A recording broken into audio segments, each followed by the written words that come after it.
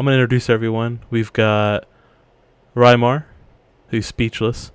I'm here. I was talking to my wife, but now we're good. Nizmo. Hey, how's it going? Wren. Oh, what's up? And me, Tennessee. So 10, because we got Wren and 10. Wren and Wren 10. 10. Exactly. So essentially, this is just us. We need someone with 10, so it's Wren 1010. Wren 1010. I agree. Maybe someone named like 10 Cannon, or I don't know. I don't know. I'm good with Rymar. Let's go. Let's go. So yeah, I mean, we just wanted to do this for the heck of it and see where things go, right? And just talk about whatever interests us at a particular time of the month or the week. Rymar and Wren, you guys have been playing a lot of Call of Duty? Oh yeah. Yeah. We're gonna actually, since we're starting all of this, we're gonna start streaming as well. Call of Duty and other things too. But yeah, Call of Duty is probably gonna be the first thing we're gonna start streaming. A lot easier to stream games than it is to stream other things. So And you've been We do playing a all- lot of classics too, right, Derek? yeah, I do. It's something that's something that would probably be a little harder to stream, just because you'd have to get consent of 40 people if you're doing raids. Asmongold doesn't have to do that. He has his whole Oh no, he does. He can be sued. Really? Oh yeah. How's that work for like GTA or other multiplayer games? You don't have to get consent of other people you play with when you're playing multiplayer games. Right, but the other people aren't focused in the stream. Like you can't hear their voice sometimes. I mean, I guess I don't know. Is that right? Technically, you would have to get their consent, but since you don't even really know who they are, there's no way to consent. There's implied consent for partial viewing, and then there's full consent for I forget what they phrase it as, but it's basically full viewing. So it's like raid party members. It's a bunch of people together the entire time. You can always hear all of them because, well, I mean, I guess you could technically not use your Discord. Your Discord chat, put your Discord chat in the stream. But even then, you're seeing them and their characters and what they've made their likenesses of. There's actually consent laws in every state for likenesses, for representing likenesses digitally. Interesting. That's kind of weird because you have a lot of YouTube channels of people that play games online, and you wouldn't think that they go out of their way to get in touch with these people. Well, and a lot of them don't. And most of the time, you're not going to hear anything about being sued or anything like that, but it does happen. Yeah, and the people that Derek play with, they're all douchebags. So Right. I know. I mean, it's classic, so right. it is WoW Classic, so it's a bunch of old. So those are the ones that are most likely to sue you. I say old dudes, but it's dudes that are our age, so I guess that's old to me now. We're old now. We are. No, but speaking of WoW Classic, like, how great is it that just proves Blizzard as wrong as they were to say that, oh, you think you want that, but you don't, and then it's taken off how big it has up to this point. I was thinking about that earlier today. That's just funny. Did they not has the usership went down any though since it first came out? Has. I mean, Sure obviously, has. it's gone down some, but I mean, the servers are still way too overpopulated. I saw So on my server, going from like you go into org like 7:30 when the buffs go out, there's probably 10,000 people in org. Okay, for the Onyxia buff, yeah. I mean, there's probably not that many. There's probably several thousand though. I heard I mean, that they changed the spawn for the there's an end game herb called like the Black Lotus for anyone that doesn't know, and I heard that it used to be it only spawned in one location at a time, or it would be in one of the end zones at a time, and it'd only be one. So you had like these Black Lotus mafia groups that would just farm it constantly and sell it for hundreds of gold. And Blizzard finally came out and said, "Oh, we're gonna change the spawn rate to where like it spawns multiple places in these areas, so that this doesn't happen anymore." And actually, the population on the server I'm on's gone up so much that like an Arcanite crystal, which is normally 30, 40 gold, something like that. They're over 100 gold now. An Arcanite bar is like 150 gold. And so, for instance, an enchanter needs 4 Arcanite bars to make his rod for his final enchanting.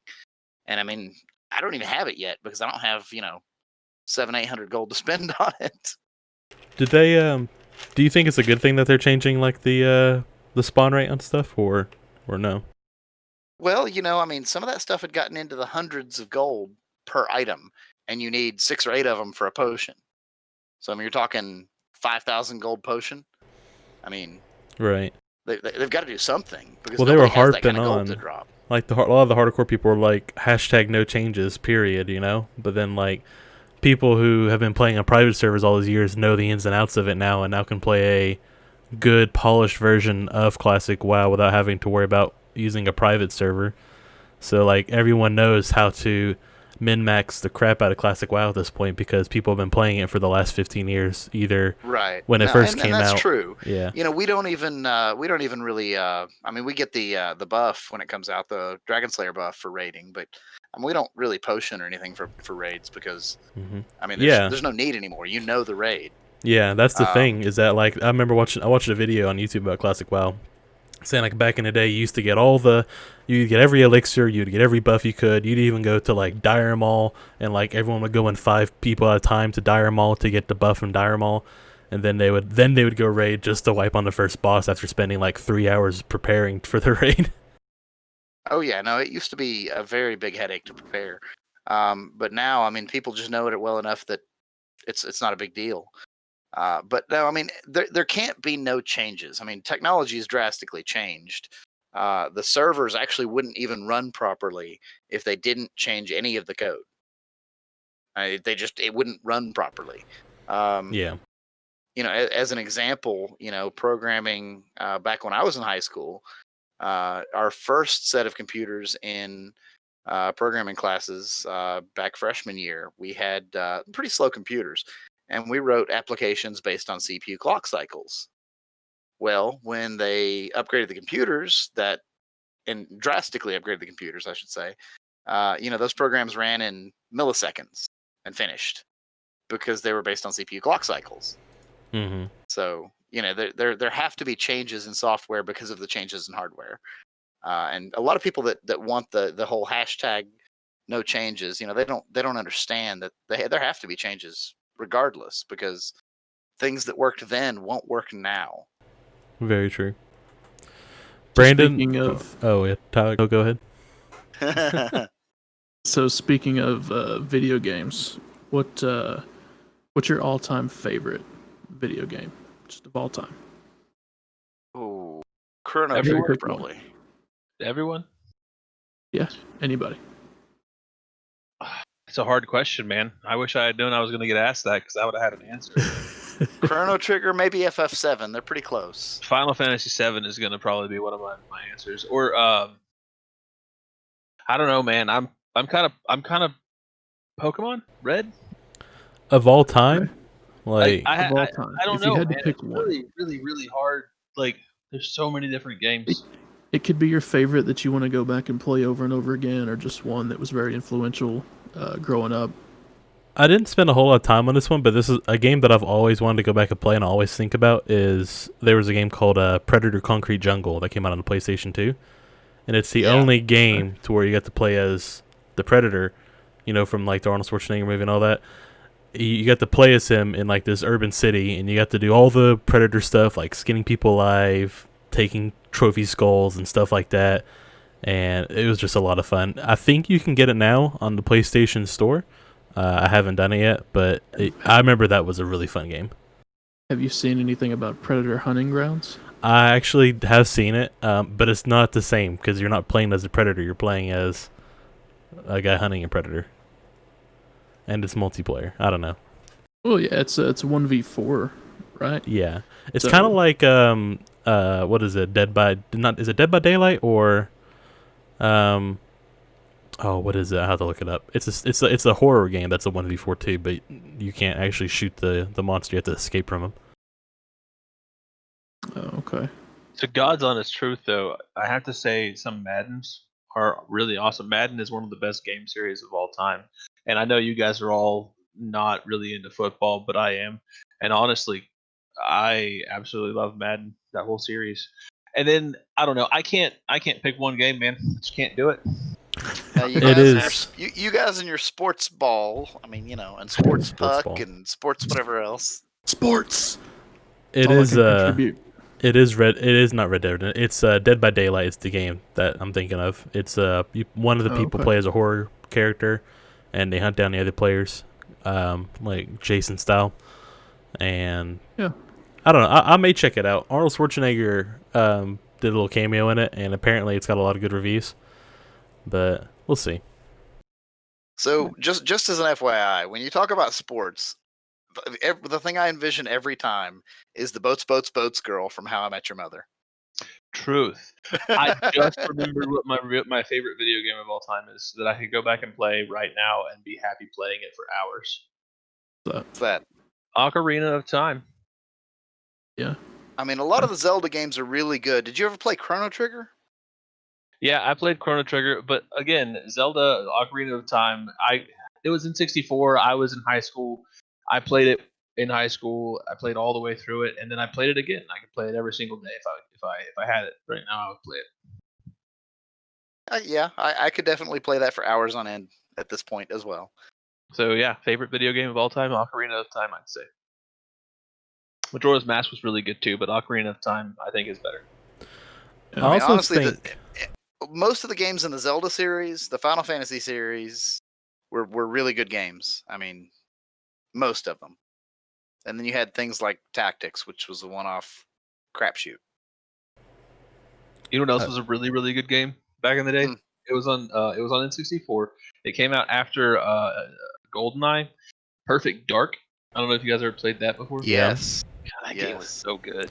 Wasn't that the game that had like the one character? Maybe that was GoldenEye, but it had the one character that was shorter than everyone else, so you could never actually, like shoot a headshot him. Hitbox was like a foot shorter than everybody else.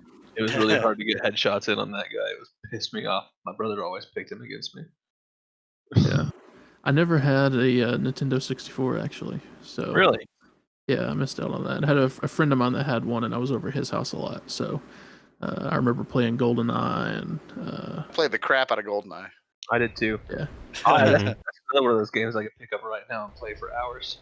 What about Star Fox? Star Fox. It was really good, but I didn't play it much. I don't think I was into much of those flying type games. So we played Conker's Bad Fur Day. I don't know if you guys ever played that one. That was a really good game as well. We had a lot of fun with that. I tell you what, like all you guys are a little younger than me, so you may not remember this, but Leisure Suit Larry. I remember that Leisure Suit Larry. Yeah. I never got to play that in one. School in computer classes. There was also a game. I'm sure everybody knows Smash Brothers, the original Smash Brothers. Never heard of it. And neither have I. Actually, I forgot about it. So it was one of the best games, like whatever, like of its time for N64, the original one. I remember going to school in band, and everybody would bring their Nintendo 64 during band camp, and we would set it up in the cafeteria, and there would be like 6 TVs in the cafeteria set up, and every single one of them had Smash playing, and we would have like tournaments going on the entire time.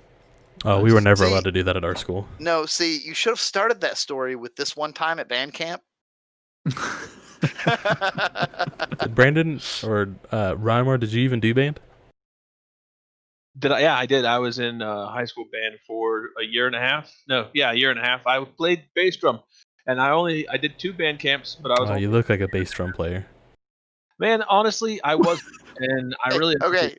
What is that supposed to mean? Even Rymar doesn't. I don't think even Rymar knows this about me. What instrument would you all guess I played in the band? The clarinet. Yes. What? Me and Nizmo both with the clarinet. It has to be bassoon. No. The saxophone. That or trumpet. Actually, I did start off saxophone in middle school, but I did not play saxophone. Triangle. Nope. Trombone. Oh, I played the trombone for like most of high school. I switched to baritone my senior year because you could do a lot more with it, or like faster. You could be faster on it. Yeah. I mean, you could be faster, but I don't know about do a lot more with it. I ended up being able to play like some of Flight of the Bumblebee on my baritone. I actually went to I got Blue Ribbon State at I forgot what it's called. It was like you signed up for it. It was a Tennessee thing. You signed up for solo, duo, and trio, and I got Blue Ribbon in solo and trio when we went. It was a lot of fun. I did baritone on both of those. Speaking of brass instruments, when I was in middle school, whenever I started in band, I played trombone. So I was a tromboner. It does not surprise me. I mean, Okay, so you mentioned competitions and stuff, and that brings to mind we had programming competitions for me when I was in high school. We went to yes, and we won too, man. We devastated it. Okay, so no, it's not even it gets even worse than that. Okay, so me and this other guy entered as a duo couple or what I don't know what to call it. Okay, okay, you know what, whatever. But anyway, it was like 2 people per team. I'd go to hell. 2 people per team. And so me and this other guy entered, and the Matrix was big when I was in high school. And so we actually went dressed black button-up shirts, black pants, black sunglasses. We walked into our competition 15 minutes late and finished 20 minutes before the next fastest group. So we walked in, and they handed us our stuff and told us what we were supposed to do. And we were, like I said, we were already late. So we got started. We finished. We raised our hand, and they said, yeah, you guys had a question? We're like, no, we're finished. And they came over and ran it, and it did what it was supposed to do, just the way it was supposed to do it. And so we won the competition, and it was just hilarious because they just no clue that we could even be finished by that point. It was a very simple program. I don't even remember what it does, but it did now. But don't point at me. I didn't. And yes, I know you were pointing at me. I didn't go to band camp or do programming competitions, but I did do hand drafting, architectural and mechanical drafting competitions. So actually, I did computer-aided drafting. So I did computer-aided drafting in high school. This was we took classes and did that, but it was a technology student association is what we were doing it through. They didn't have it was before they had an actual CAD competition. It was all hand drafting. And basically, they give you these supplies, and they expect you to draw something to scale without a scale. So you have to make your own and all this stuff. But anyway, I took first place regional and second place state. There were hand drafting competitions when I was in high school, and no competitions for computer-aided drafting. But I still took computer-aided drafting because I enjoyed it. Yeah. So that's what I was gonna do that. Went to college, start doing that, and then decided I couldn't do that forever. I didn't like it that much. CAD you couldn't be a Ted Mosby? No. You didn't like CAD I mean, at all? I probably could if I was able to use kind of the creative side and create things regularly, but basically when I got into it, they were teaching, you've got to do revisions and all this other stuff, and that's what the bulk of the work is. I'm like, no, you want it to be like what? There's a special term for the architects that actually design fresh buildings, but I don't know what it is. But those I don't know what it is, but that's like the dream job though. And I was split too. I didn't know if I wanted to go architectural or mechanical, and I didn't really want to sink the time and resources into becoming a full blown engineer. So I decided it wasn't for me. So I went the tech route. Yeah, I mean, I'm currently in the middle of doing my A+ class for school, and the program, it's all online now. And Pellissippi, the school I go to, actually has never done online A+ before. So they ended up going with this program called Carnegie or Sengar, something like that. Essentially, it's MindTap. It's a software that they license through MindTap, and they condensed it because the instructor is only picking out the stuff that he feels like is going to be beneficial to passing the A+ certification. The whole thing is like a full-length course, though, with multiple modules. But where he condensed it, there's questions in each of the module tests that aren't even related to the to the actual like end of the course quiz. So like you'll have something totally random come out of there at the end of it, and you're just like, well, none of this was even covered.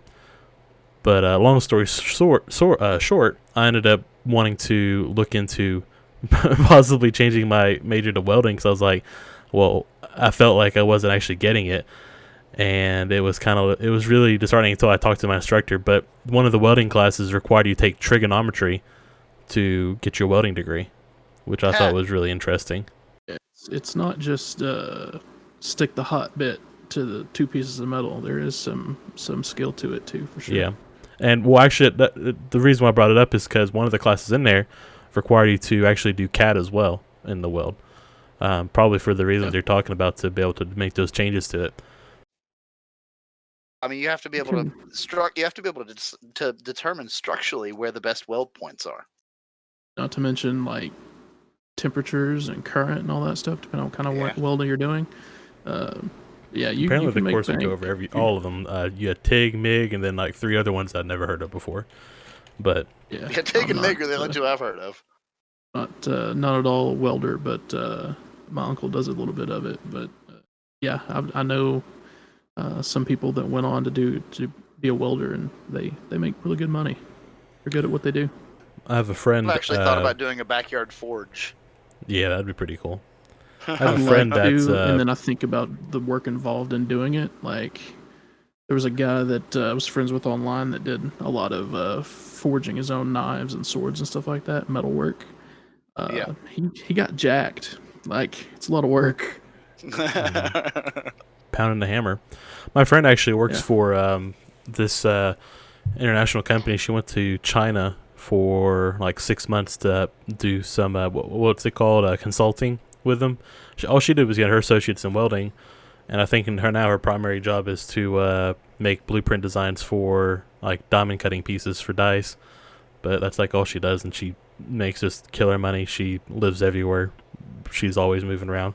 That's the only thing about that kind of job. Like, if you want to make the really good money, unless you happen to land something good that's always local, you're usually traveling around as a part of a welders union or doing something. We're going wherever the work is at the time. Well, I'm sure architecture is the same way. Oh yeah, I mean, you're not building a new skyscraper every day in Knoxville, so I mean, you could be. No, you probably couldn't be. You could design one every day. Yeah, you could design one every day that may never see the light of day. Completion, but yeah. I mean, imagine these firms really cool are probably. Drawings. Yeah, I mean, I imagine the firms probably do most of their work from a central location, and then once they actually start building it, then you go out and you like look at it. So I mean, I imagine that you probably could be central for most of the time. I mean, I don't know how it actually works, but I can only imagine that's kind of how it works, is that you do most of your planning somewhere else, like in your home area, and then when it's actually time to build, then you spend a lot of time like supervising the build. I'd say a lot of times the architect designing the structure isn't necessarily on the ground doing it. He's been given specs from an engineer. Yeah. He may even be the guy supervising the build. May not. He may have a peon supervising the build. True. Because it depends on how high up you are. With like everything, though, I mean, that's the thing about a lot of any kind of field you go into. That I've come to realize is that like you have to start from the bottom somewhere. Like, you never end up being like coming in, being hired on straight out of school as the lead architect or engineer or. I don't want to say never, but it's not common. Yeah, I mean, for not regular people, places where you would want to work, probably not. Well, no, I was thinking people who were exceptional. Yeah, well, I guess, I mean, but usually if you're exceptional, that means that you've done some work while you're also in school. Yeah. You've got a track record to show. Yeah. Probably. You don't don't do your classes and then leave and become a CTO of a company, you know? Like, you've done something like, oh yeah, while I was in school, not only was I studying computer engineering, but I also developed a new board that does X, Y, and Z now, and it's revolutionary, or could be if it was implemented. And they're like, oh yeah, that sounds really cool, blah blah blah, whatever. Yeah. Most people. Yeah, I mean, even my brother who is a herpetology major, or I guess that's what it is, essentially the study of reptiles and amphibians. Even while he was in school, his last 2 years of school was mostly field work and What? Herpetology? Yeah, We're herpetology. cracking up at we're They're looking at each herps. other and cracking each other up. The Like, the animals are herps. What kind of study Herpetology. is this? Ontology of Herpetology. herpes. A couple people that went to high school with it Herpetology. probably. Yeah, I mean, when you go looking for animals, Herpetology. when you go looking for animals, they call it herping. So I'm I 13, never, sorry. ever want to go look for animals ever again.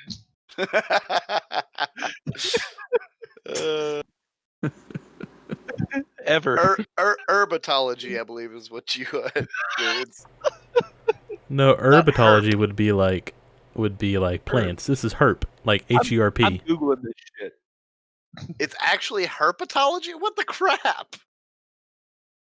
Hold on, I gotta look this up. Herpetology. I need to hear how it's said. Sounds like a specialist Herpetology, you'd see at the yeah. health department or something. Now I know this isn't true because it says the annual income for a herpetologist is $57,000 a year, which I know that's definitely not true. Reptile or creeping animal. Yeah. Okay, so it's like reptile type studies. Is it not herpetology? It's definitely spelled HERPE. So it's, but Hold on, I can you just guys did hear not. that? Yeah, do it again. Herpetology. Yeah, herpetology. I told you. You I said said it it's- right.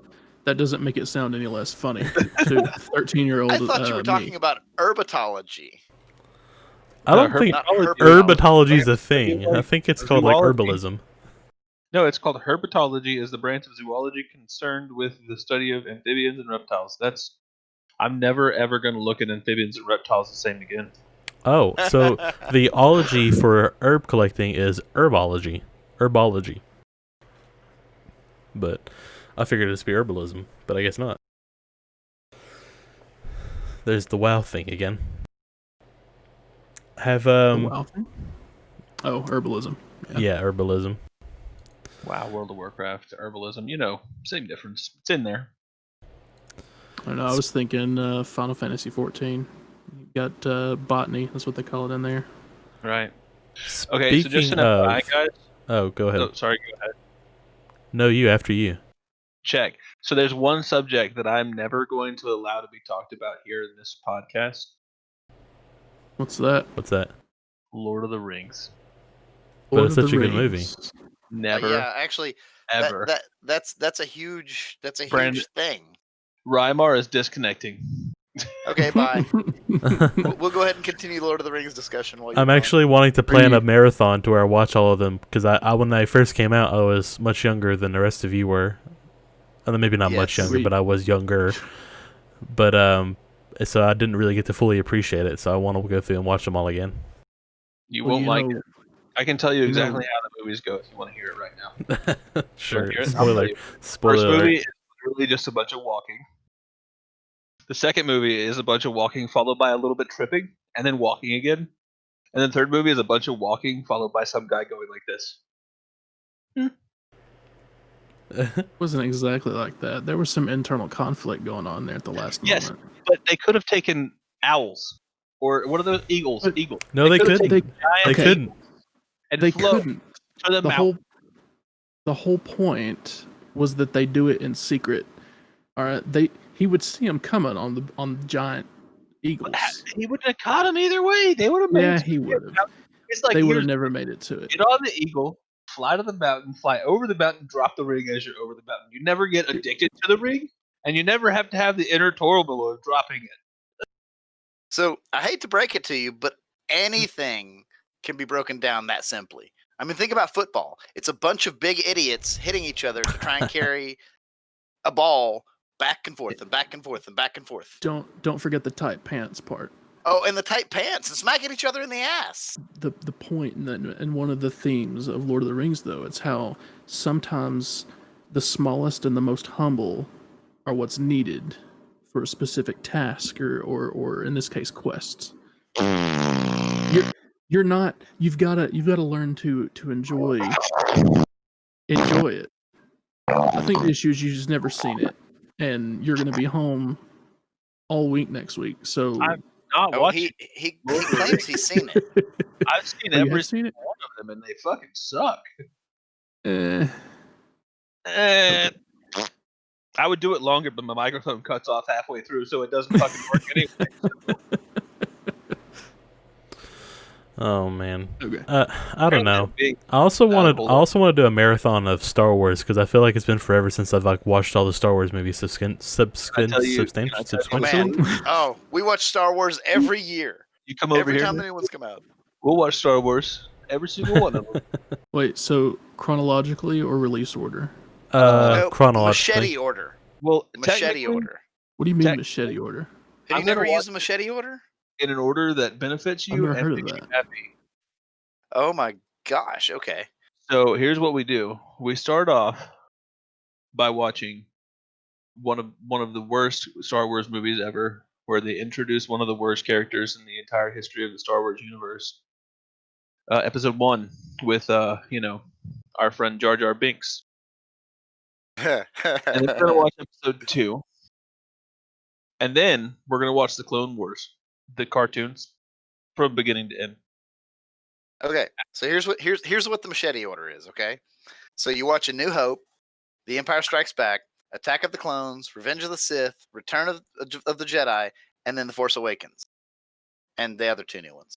He left out 90% of canonical stuff, though. Like, you left out the Clone Wars, you left out Rebels, which, by the way, both of those are so freaking good. Rebels is really good. Watching those 2 cartoons. I'm not disputing that those are good, but the machete order is based on story progression timeline. Yeah. Versus, it's, you know what, Derek, Wren, sand. That's all I have to say. Sand. Don't you just hate it? It's really interesting because there's all these theories that came out about like Star Wars in general after the final movie came out. One of my favorite ones is that, or it's like, I don't know if it's actually canon lore or not, but apparently after the Rise of the Empire, Jar Jar Binks just became the most hated person or humanoid in existence, and apparently he became an outcast and shunned, and he, like, the rest of his days after Palpatine came to power, he was a village idiot somewhere on Naboo, because everyone hated him so much for making the Emperor become Emperor. Because it was like his vote in like episode 3 or one of the movies. He gave like the power. He was like the deciding vote to give Palpatine like total power of the Republic. I think it was like episode 2 or something. And so like everyone remembered that, and they like hate him for it now. So he went back to what he was when we found him in episode 1. Yeah, I guess so. Yeah. An outcast, hated, and living the rest of his days. Well, the couple of episodes that he's in Clone Wars, he's actually a really cool dude. Have you guys? I mean, I'm sure most of you have seen Clone Wars. Right? I've seen all of Clone Wars. Yeah. Like, he plays a really big part in a couple episodes of Clone Wars. Like the one episode where he like protects the elder of that village that's like huge on the Force. Like, they were outcast from the Jedi because of the fact that they were so in touch with the Force, and they didn't believe the Jedi were good people that were actually using the Force for the way that they want to. They're basically the neutral Force users, kind of like the in-between light and dark. Where they went to that village, and he was in a love affair with the leader of this village, and he plays this huge part with Obi-Wan. I think that was one of my favorite episodes of the Clone Wars, even though it's Jar Jar Binks, and I freaking hate that douchebag so much. Jar Jar was never the greatest character. I mean, the only reason George Lucas ever made him is because he wanted to sell more toys. You know, he wanted to attract the kid audience a lot more.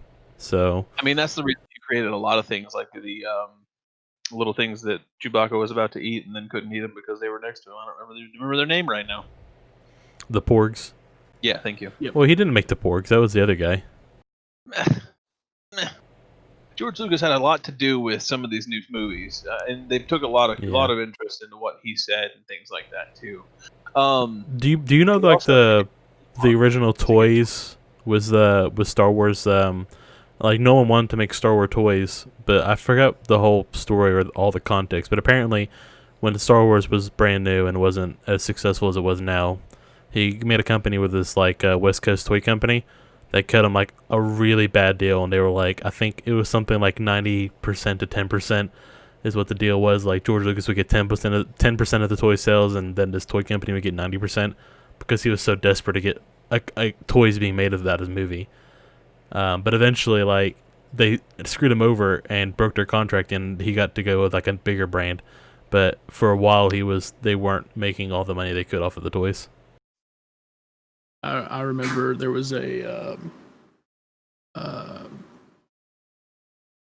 show on Netflix, I think, one of the series they did, the documentary series, and that was in there as part of it, I believe. Yeah, they pretty much tried to screw him over and ended up screwing themselves over and out of a lot of profit when they lost the trademark. I'm gonna step away for 2 seconds. I'll be right back. Okay. One of the other things as well, though,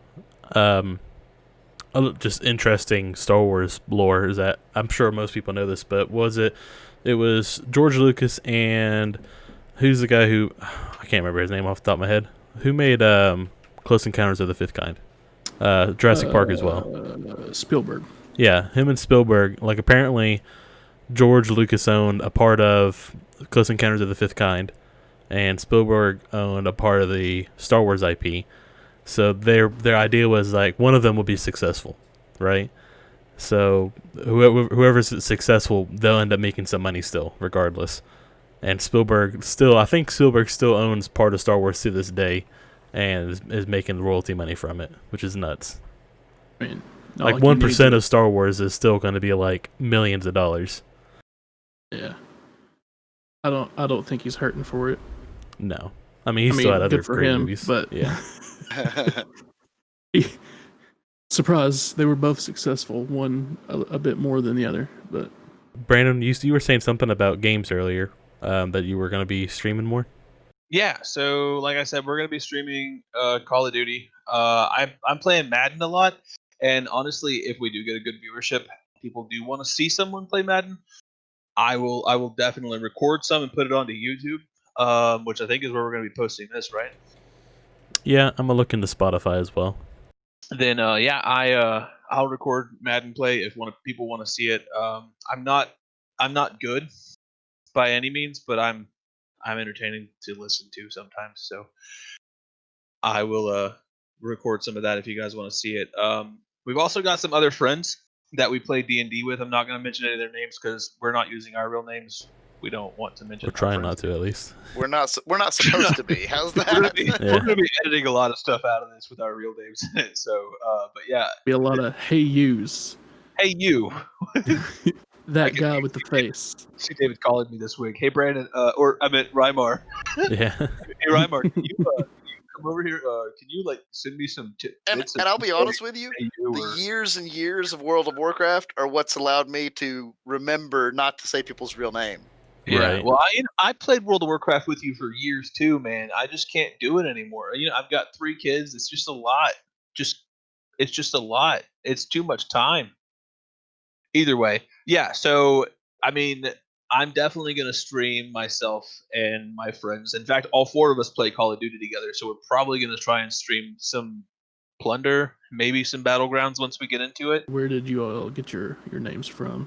Your online aliases / handles, whatever you want to call them. I didn't mind. I used to always go with Cal, Kal, which was a Star Wars character in a book. But I think it was because I watched a lot of. I was really into Zombieland, and I liked the whole like Tallahassee and all that. But I didn't want to do Maynardville or Knoxville. I ended up wanting to do just Tennessee because I like that concept of kind of like saying where I'm from and have it be my name. Can I make a guess? I know why your name came from. What? Because you live in Tennessee. Oh yeah, true. I think it was Zombieland, though. That's why I did it, because I like the idea of that. My name, Rymar. It's a funny story, actually. So, like, when I was 16, I used to go play Laser Quest with a few of my friends, and they asked us to make a gamer tag for our match. You would go up to the counter, and they would give you this little thing, and they'd be like, "All right, type in your name." Well, my friends were always typing in random names. In fact, one of my friends from back then, he typed in Rev 911 because he was like super into cars, and like his car was pretty ridiculous. Wren, you know this friend actually. He was super into cars at the time, and he had a Thunderbird that he drove around all the time, and he would always call himself Rev because he was Rev his engine all the time. Either way, I walked up to the counter, and there was this like sheet of names on the counter that was to pick from, and there was like 3 or 4 different names that had different things that I liked about them. And one of them had RY at the beginning, and then another one had MAR at the end, and I was like, Rymar. That sounds pretty freaking cool. So I picked that name. Ever since I was 17, by the way, I'm 35 almost now. Ever since I was 17, I've used that name as a gamer tag on everything. I actually was the very first Rymar on World of Warcraft. So if you go look now, there's about 3,000 Rymars on World of Warcraft because that name is so freaking cool. And I can't get the name on Xbox anymore. I had it originally. It was my original gamer tag on Xbox, and I joined a clan in high school and changed it to LHR Rymar. But now guess what? I'm Rymar6500 because I can't freaking get that gamer tag back anymore because of some BS. Right. It sounds like a sore subject a little bit. It is a sore subject. It pisses me off. So Niz, what about you? So mine's kind of similar situation. Back when I was like 16 or 17, I was hanging out with some friends of mine. I think we're at Starbucks, and around that age, it was back when you would just say stupid things to each other, like stupid insults, and just how friends are with each other. And I forget what I said to him. I was coming back with my drink, and I called him something. I don't even remember what it was. And he goes, "Oh yeah, well you're a Grand Nizmo," and I was like, "No, I'm the Grand Nizmo." And I just used it. He was actually going for one of the villains in Dragon Quest. He had been playing it, and it was Grandmaster Nimzo. He was trying to say that, and it came out as, "Well, you're a Grand Nizmo." So I use it on everything. Nobody else has used it. So mine has been, primarily it's Wren Modulus, and it's actually from Para-based RP, which, as nerdy as this group is, I think Rymar is the only one that really has any idea what that is, and it's only because I've told him. It was RP in chat rooms online back when chat rooms were a big thing. There was a chat room called Tenaria on Yahoo Chat that you just went in and you literally typed out your actions, and you had to wait for other people to respond, to get a chance to respond to your actions, and you pretty much had to take what they responded with and go with it. I'd like to fondle her breasts. I put and on then you my wait robe to see and if she wizard lets hat. you. I put on my robe. You can fondle my breast now. So, and that was the name of my character. Okay. So that's kind of what I've used online pretty much from then on. That was in late middle school, early high school. What?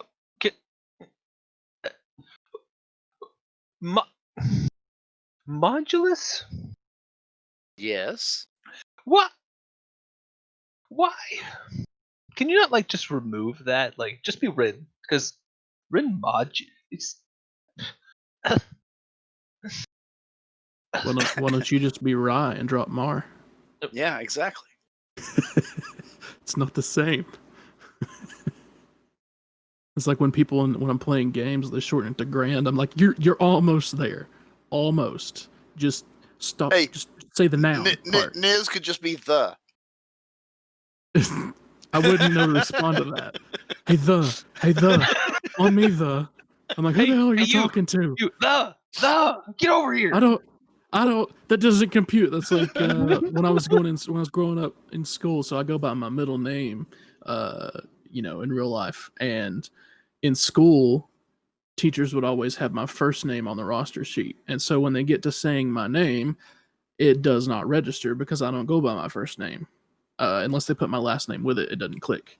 So they'll say my first name, and I won't say anything, and then they finally say my first name and then last name. I'm like, oh well, yeah, that's me. No, that would just never click. Come on. Grand. I've kind of got used to hearing it. I don't know why they shortened it to that. I guess it's my fault for making such a long name. I guess in relative to others. But do you get into these? Do you get into games sometimes? And people are like, "Yo, G." No, I don't think so, unless it just didn't register. Oh, that's a possibility too. I've been called interesting names from time to time. But well, I've been called some interesting names too. I don't Nothing always to do with my answer to them. nickname. I think some of those names came from me as well. yes, some of them did. Yeah, you get those cases where you're online and you're like, someone goes, "Hey, fuckface," is like, "Hey, that's not my username." It's like, no, but that's what you are. So, just for context for everybody watching, Wren and I have been friends for about 11 years now. And then we met David, 4 years ago? Hey, You met Rymar, Tennessee. You met Tennessee. I've been at my current job for 10 Tennessee. years. I met Tennessee. That's why I said 11 years. Abby's 11. My daughter is 11 years old. Edit that out.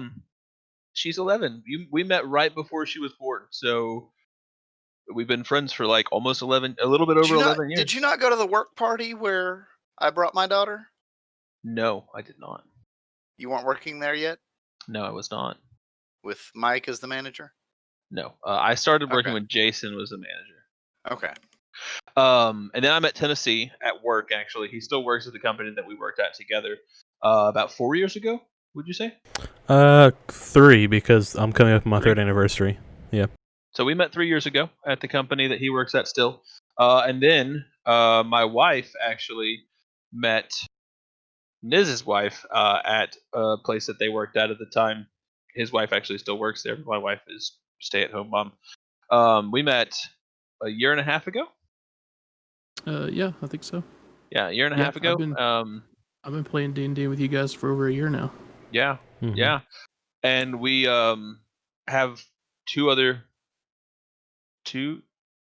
friends that play with us as well. Normally. 3. But 3? With the one that just came on. Yeah. Oh yeah. He's gonna be here Saturday. Well, I don't know when right now, but we're gonna figure that out. We're doing a game this weekend, so that's gonna be fun. But yeah, so we all met through. I mean, technically, it was all through me, I suppose. But yeah, brought us together, and we've been a really. Well, close you're definitely the friend. most social person in the group. I'm not though. I'm really not. Like the only reason I'm social is because I raise your hand if you're work. clamoring to meet up with people. Yeah, not at all. I'm perfectly fine being at home. David, is your hand in the air? I just didn't know. It's not at the moment. No, I'm not particularly. Anytime that It's on any of our only group you. messages, hey Rymar, on any of our group messages that you suggest or even remotely suggest the possibility of someone new joining us, I can almost audibly hear Wren recoiling. Yeah. Yeah. Oh Yes, God. No. We're gonna end up having to rent like gazebos to play D&D if we keep on bringing more people in. I'm done. I'm so done bringing in new people. You got to think. Oh, about he's it. said that dozens of times in the Ren, last yeah. 10 years. Okay. Ren. I just want to point out that in this room, in this chat right now, Room. you and I, We're in a room. you and I are the only 2 original people. As a matter of fact, you and I are the only 2 original people in our group of 9 people. I mean, technically, you could say that Beardface is original as well. That'll be his nickname. No, he started way after that. Air Force. We're gonna call him Air Force. Air Force. Yeah, he did He's not the start. guy that fought a tree. Air Force Yeah, Rob. the guy that fought a Okay. tree drunk. So we're gonna call him Air Force, and then we're gonna call the other one Eye Gouger. Isn't his actual username something like Star Incarnate. Incarnate?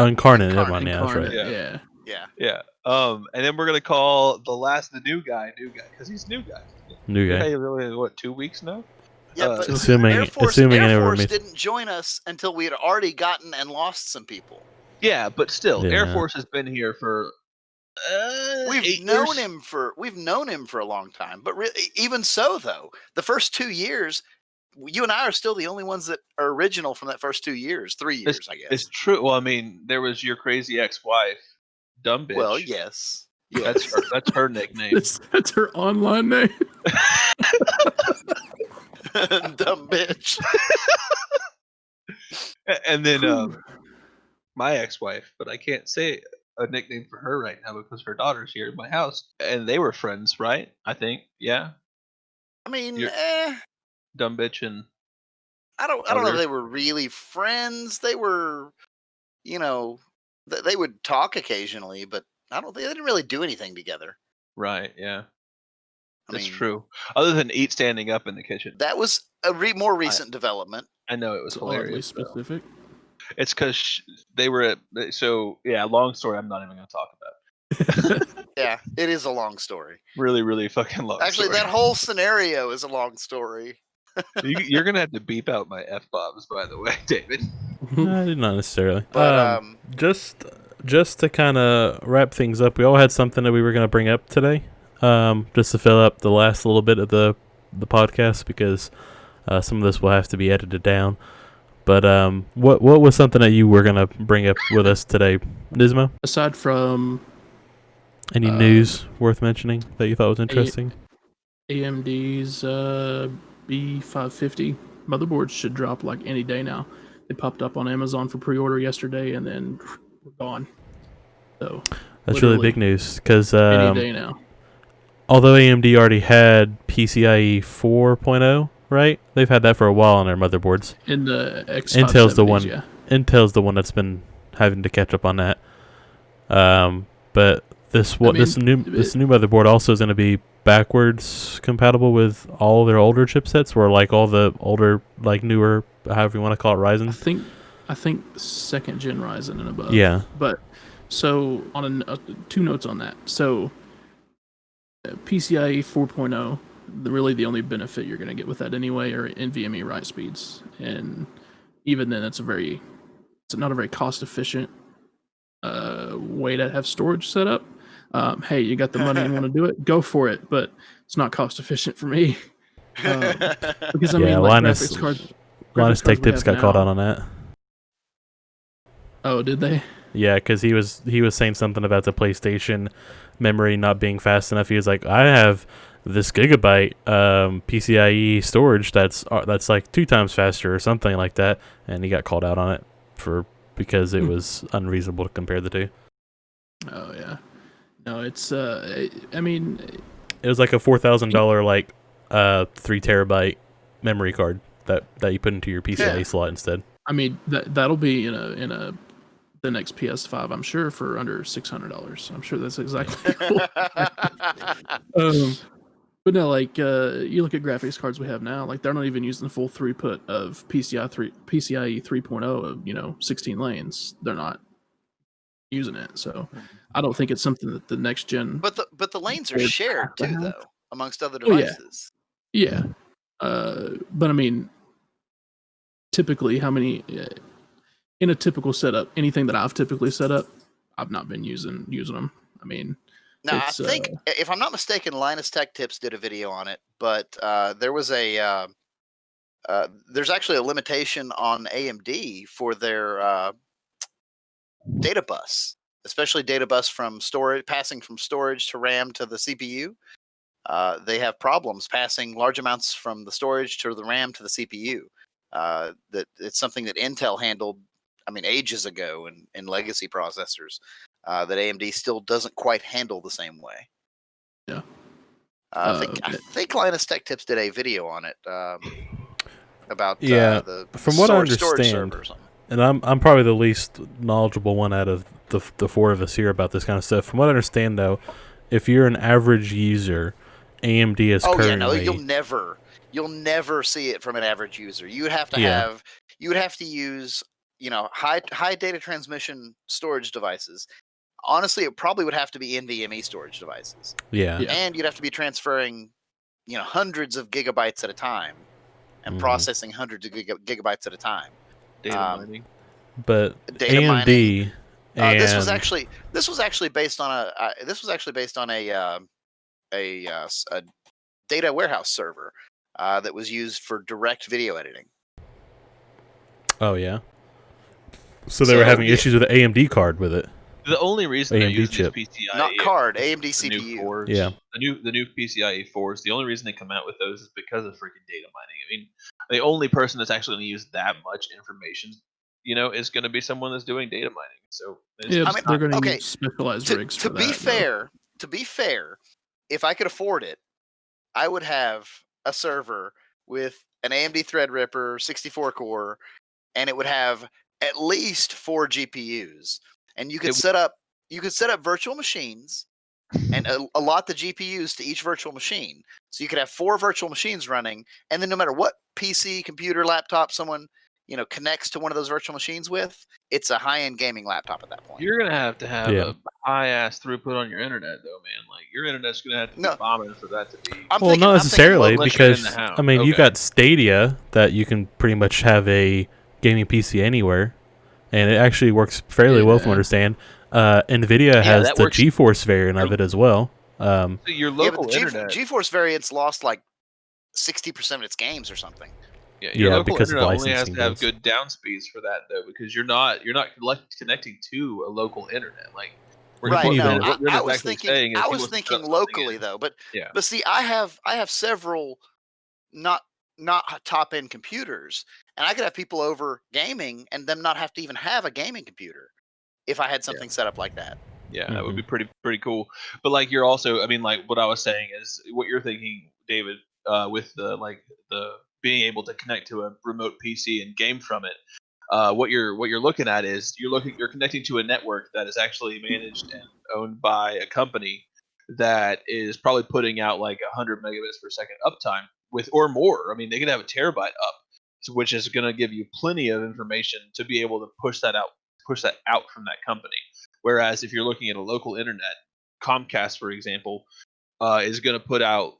I mean, I'm looking at 20 gigs per second, 20 megabytes per second right now as my uptime. 20 gigs per second would be That would be ridiculous. It would be. I would live at your house if you had 20 gigs per second up. Okay. It would be like your internet already knew what you were typing while you were putting your hand toward the keyboard. It was like 20 gigs per second up. Okay. It'd be like I go to type in a search for something, and then the web page just pops up before I even type it in. You put the first letter in, and it's already there, and you're like, "Oh wow, okay." Gee, there's Google. You get ready to move in to the place, and you got a bill 3 months ago. Imagine playing multiplayer with 20 gig internet. I mean, that would. But see, my local connection, even over Wi-Fi, is really good. I've got 6 gigabit throughput on my local Wi-Fi connection. So anything that has an AX. Go ahead. I was just saying, I just hate Wi-Fi in general because I mean, maybe this is just me because again, I'm the most tech illiterate one out of the group, even though I know some stuff. But Wi-Fi is just the most finicky thing to get to work super well. It feels like because really. You can't have walls, you can't have barriers anywhere. You have to make sure you place stuff right. I have 3 acres, and I can stand at the back corner of my property and get a Wi-Fi signal. It depends on what kind of router you're using, honestly.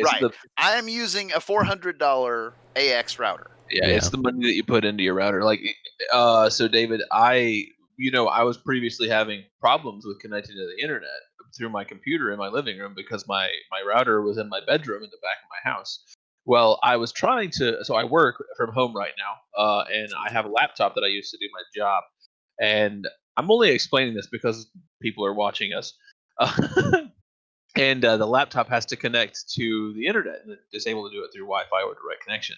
Well, I couldn't get a connection through Wi-Fi for what I'm doing at work, so I had to move my router back there. So it was giving me a harder time connecting to the living room with my laptop for our gaming sessions and things like that. So I was having a lot of issues with lag and things like that while we were playing because I used my laptop in the living room because there's no reason for me to go back to my bedroom and play on my laptop. Right. So I called my company Comcast and got them to send me a new router. And I paid a little bit more to get higher speed internet. That didn't really change much. It's the router that they sent me because it has a lot more throughput on the router. It works way better in my living room. In fact, I can be outside my apartment. I live in an apartment. I can be outside my apartment on the other side of the complex, and I have decent signal with my router on my cell phone. So it's not about the Wi-Fi; it's about the router that you're using. Now, mind you, when you're playing video games, you're going to have packet loss a lot more on Wi-Fi because it's a signal sent through the air versus being directly connected to something. So yeah, you are going to see packet loss, but it's going to be minuscule depending on what kind of router you have. If you got a really good router, you're going to have minuscule packet loss, and it's not going to be noticeable. But if you're like me, for example, when I had a really piece of shit router in here, it was packet loss like crazy. So I was the worst latency on our game when we were playing that night. So, Ten, there's also other considerations too, like the setup of the router. So if you have a separate modem router combo, technically you actually should call your provider and have them put the modem in bridged mode. Or Because the modem, right, do the it modem yourself, actually yeah. has DHCP assignment, which means it assigns addresses to every device it can find. Now, since it's just a modem, all it can really find is its own Ethernet port, but it doesn't assign an address to that. And occasionally there will be conflicts between the address it assigns to its own Ethernet port and the address your actual router tries to assign to it. And so, for instance, the nicer router that I had, it actually won't work properly without the modem being in bridged mode. It just refuses, and it's partially because they want it to be a good experience. Now, Right. I could have turned off DHCP and stuff on my modem or on my router and used it from my modem, but that's not really what I was going for. I wanted to be able to set up a VPN and various other things. Yeah. That makes sense, I suppose. But I don't know. I guess going back to the AMD thing, like I was saying, the only difference you're gonna like, it still stands that AMD is probably your best option for price to performance at the moment. Oh, absolutely. Yeah, I mean, because even though Intel's still technically better for gaming, you spend hundreds of more dollars for an Intel chip than you do for AMD. Now, FYI, Intel's actually not better for most gaming because most gaming uses single core clocks, and you can overclock the AMDs a lot better than the Intels. Yeah, well, most esports games are still very single core, from what I understand. Right. So that's kind of like where that's when people talk about gaming. Like in my definition of gaming on a PC is being able to play pretty much any game I want to, but a lot of people's definition is playing esports games like CS:GO, Rocket League, Overwatch, stuff like that, which you don't isn't very League of Legends or League of Legends, yeah. But Intel is just really falling behind on it, just from what I have gathered, and they have, yeah.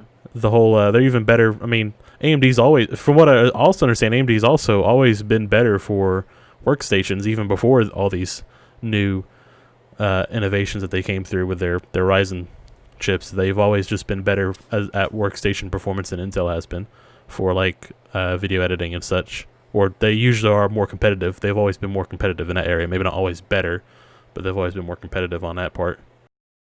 Yeah, and going back to the upcoming Zen 3 architecture AMD processors, I don't know if you heard that they went back on what they had said a while back, but the B450 and the X470 motherboards are actually going to get beta BIOS updates, so they'll support the new Zen 3 architecture. So you don't have to wait for a B550 and go for a 570.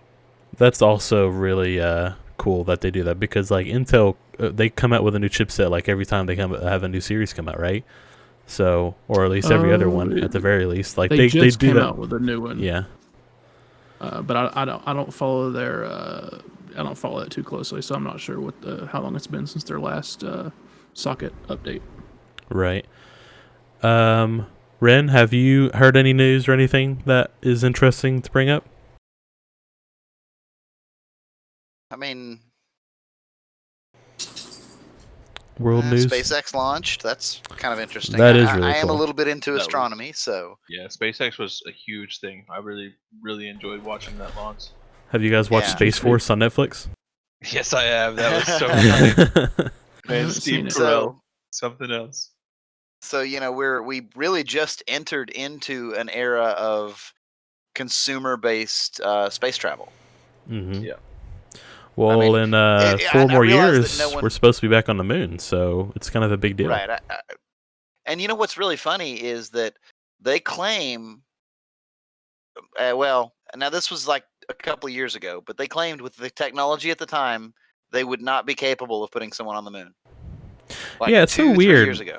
And I'm sure that there's information on it back there, but it's so weird that we never went back. I guess there was really no need to go back to the moon again, because Well, there were some studies. There were some studies about it, and it was basically, from what I have read, there was a lot of over-engineering and heavy amounts of luck that allowed us to put people on the moon, because we could not consistently, even as of a few years ago, we could not have consistently put people on the moon. Yeah. Because we didn't have the technology to properly do it. Yeah, Now, it just seems so weird that it was just abandoned all of a sudden. You know, like it's like we did it. Like we didn't do it just one time. We did it several times, but it almost seemed like it died off, and there was no more interest in going to the moon anymore. Also had several failed attempts too. Yeah. Well, one really big notable one that happened, the anniversary of that was like a while back. People actually lost their lives, and so, but that was the gist of what they were saying, is that, you know, basically it's one of those, you know, if you throw a rock at something enough times, eventually you're going to hit it. Well, that's kind of what we did. And the thing about it too is, like, I guess the Cold War had a lot to do with it, of course, but I mean, at the very end of it, ended up having no real benefit for anyone to go to the moon, because the Space Forces like that Trump's put into place is conceptually a little bit ridiculous, but in reality, there are threats out that could potentially cripple countries if other countries were to take their space exploration more seriously. One of the examples is in that Space Force TV series on Netflix. Someone said on one of the threads I was reading, they said this is actually a really good highlight of what one of the threats is which Chinese satellites could intercept other satellites and disable them, and then that would essentially, depending on which ones they disabled, you could lose communications over parts of the world or parts of the U.S. or certain areas. So, I mean, it's not necessarily it's not necessarily like some nut-brain idea. I mean, the way he presented it was a little bit nut-brain, but there definitely does need to be a more military presence in space before someone else gets it. I mean, the whole point of the American military is supposed to be, I mean, essentially we police the world so no one else has to. That's how all these other countries have the means to provide more social services for their countries, because they're not footing the bill for their own defense. Yeah. I mean, I mean, like it or not, that's just what it is. I mean, I think the U.S. I read an article. The U.S. has more overseas bases, like locations, than even the Roman Empire ever did. I think they have 800 bases worldwide over the entire world, and there isn't a single country that has a base in the United States because, well, frankly, we don't need any help defending our country, but other places do. True. Yeah. So I mean, it's a deterrent, that's essentially. Definitely true.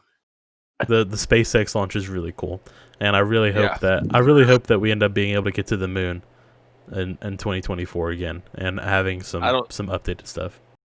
I honestly don't think that's going to happen, getting to the moon in 2024. I think Elon's going to get to Mars before NASA gets back to the moon.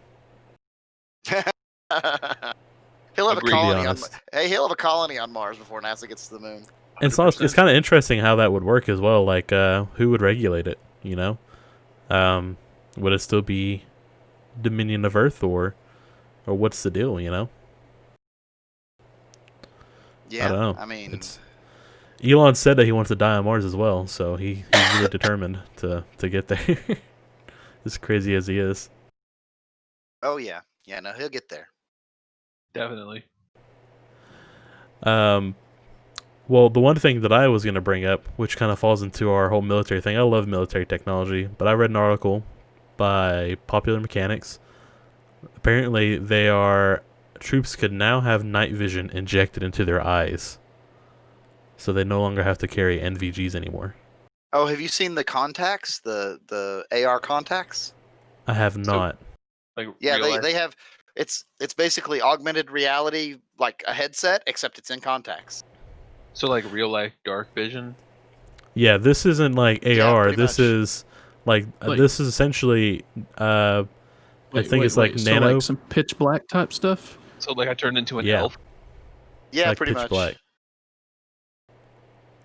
Essentially, it would be injected as nanoparticles that would convert infrared light into visible light into the eyes. And they've already done several studies with mice on it, and it works for up to 10 weeks, the night vision that they inject into your eyes, so it's a 10-week thing. They say the biggest issue with it at the moment is that they can't do it while they're deployed. They'd have to do it before they deploy because it's for sanitation reasons. But so they get the last longer. Is daylight unbearable at that point? I was going to ask the same question. It doesn't say. Yeah, I mean, because it does say in there's a here that there's a lot of number of infrared issues light. that have to be. hashtag night vision. There's a number of issues that have to be addressed before they could deploy it with the troops. But essentially, they're saying that on animal trials it's working now. But that's really cool. Do their eyes glow if you flash a light on them? Because that'd be freaking Yeah, cool like as shit. cat's eyes glow. No idea. So Also, they're saying that most of their soldiers aren't really going to be up for getting eye injections either. Even their Navy SEALs are probably going to cringe at the idea of getting injections in their eyes. But it's pretty cool to see where the future that goes. If you want to check out the chat, I actually posted an overlay from those contact lenses I was talking about. They actually exist already. Unfortunately, it's only monochrome right now. So it's black and white. And I mean, they're working on a color version too, but they already have the black and white version functional. And so it can overlay Mojo. I want to say that I read or saw that they had a demo of this somewhere, but you couldn't actually put it in your eyes because it hadn't been FDA approved or something. And it got the approvals that it needed. Right. It hadn't been approved, but it did work. That's and pretty neat. People that designed it had used it and tested it. They can't test it on anyone or allow anyone to use it because it wasn't approved yet. There's a version kind of like that for motorcycle helmets, to where there's a Kickstarter going on right now to have essentially it goes onto the lens of your motorcycle helmet, or not the lens, but the glass part of it. I forget what it's called. Visor. The visor. Yeah, the visor. It essentially projects onto that, so you have a heads-up display on your motorcycle helmet while you're cruising down, so you can see like Google Maps live on your helmet and text messages and everything else of the sort. Pretty cool. And like you could, I think they're working on like having some kind of like blink technology to where you blink to like skip tracks or to do stuff or activate your voice assistant stuff and all that. Right. Really you cool imagine stuff. getting an eye twitch with that thing, like constantly starting and stopping your music or shuffling and skipping. That'd get really annoying. Oh, I mean, it's better than having to take your hand off the handlebars, but I Yeah. guess it's not too bad. I mean, like most Bluetooth sets now for bikes are pretty easy to use. It's just like 4 buttons on the side of your helmet, so it's not incredibly difficult to use. Or maybe something that, I mean, I've never ridden a motorcycle, but I would imagine there's something you could put near your hand to where you give controls. You can mount your phone on your handlebars, like you would like in your car on your wind, on your AC unit or on your window or something.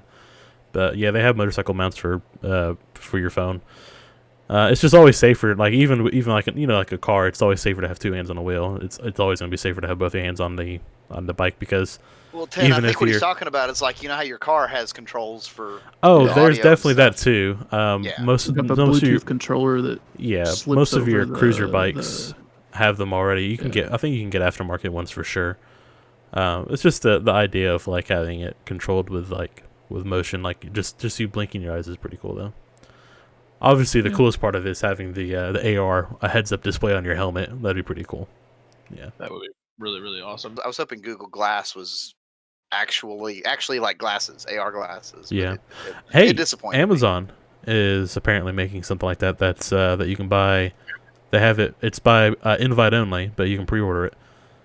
I don't know if it's a AR, but it has Alexa built into it. It's like it might just be frames. I don't know if it's AR or not. I haven't looked too much into it. Maybe next time we talk. Frames. Yeah. Can't remember. See, I want actual overlays. Back when Think HoloLens, but in glasses. HoloLens, what it said it was going to be, and then never happened. Right, exactly. Yeah. I think that's enough for this time, and we will hopefully next time come back with a name. And we appreciate everyone for stopping by and listening. And we will see you next time. Bye for now, everybody. Bye, guys. All right, I've stopped.